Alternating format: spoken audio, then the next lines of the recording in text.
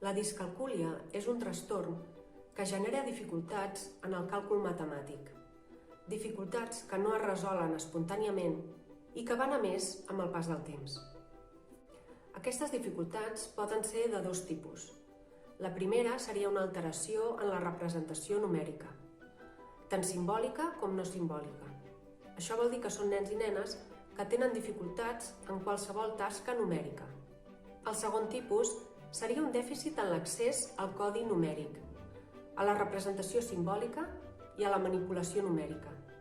Per tant, són nens i nenes que tindran problemes en la resolució de problemes numèric-verbals, en la transcodificació, en la consolidació de la memòria a llarg termini de fets numèrics, per exemple, aprendre les taules de multiplicar o fer operacions de càlcul d'un sol dígit.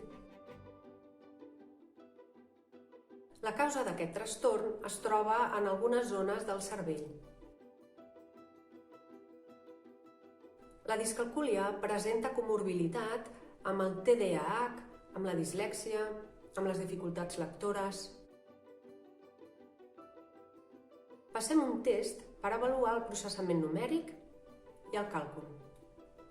Aquest test és una prova online per nens de 6 a 12 anys.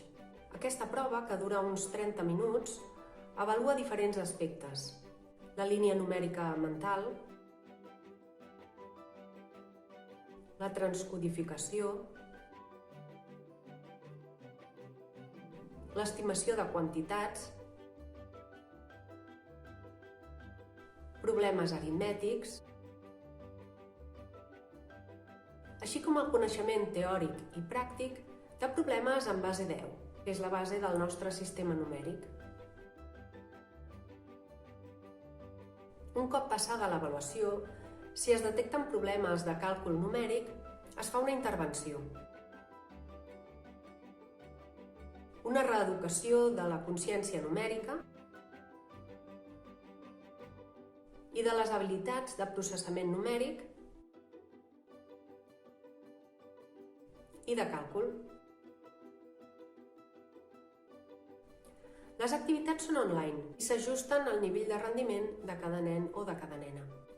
Són activitats molt motivadores, que s'han de fer 5 dies a la setmana per poder arribar al nivell de rendiment propi de l'edat. I recordeu que els números i el càlcul són presents en el dia a dia. Calcular, situar, comptar, ordenar, comparar, repartir. És un llenguatge que cal entendre i dominar.